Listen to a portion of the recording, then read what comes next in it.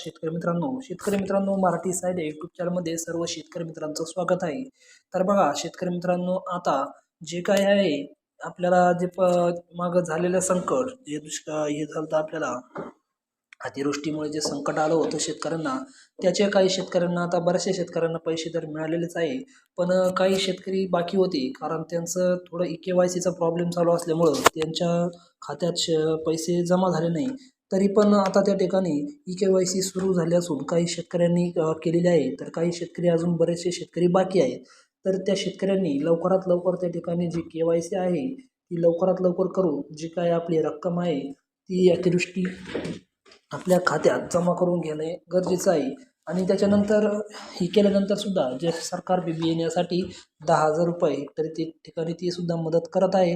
तर त्यामुळे जे आहे KYC करणं हे अत्यंत गरजेचं आहे. कारण जे पैसे येणार आहे त्यासाठी पुढील जे आपण पीक करणार आहे शेतात शेतकरी, त्यासाठी ते उपयोगी पडेल. मागचं त्या सोडून पण आता जे पुढं करायचं आहे त्यासाठी जो पैसा त्या ठिकाणी उपलब्ध होईल. तर याच्यानंतर जे महत्त्वाची 21 हप्ता त्याची तारीख आता अखेर ठरलेली आहे. कृषी मंत्रालयाने मोठं आवाहन केलेलं आहे. तर पंतप्रधान किसान सन्मान निधी योजनेचा जो काही 21 हप्ता आहे त्याची आता प्रतीक्षा संपलेली आहे.